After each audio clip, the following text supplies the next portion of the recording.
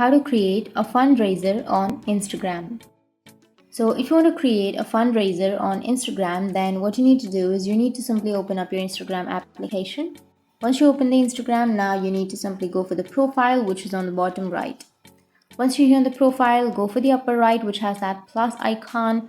Tap on the plus, and once you're here on the plus, you may have an option of fundraiser on the bottom of your screen. So if you don't have that option, then it means that you're in your region or in your country it's not available. But if you have that fundraiser option, then you need to simply tap on the fundraiser, and then you can create your fundraiser. You can choose your cover photo, you can select the fundraiser, and then you can add a photo and add a title.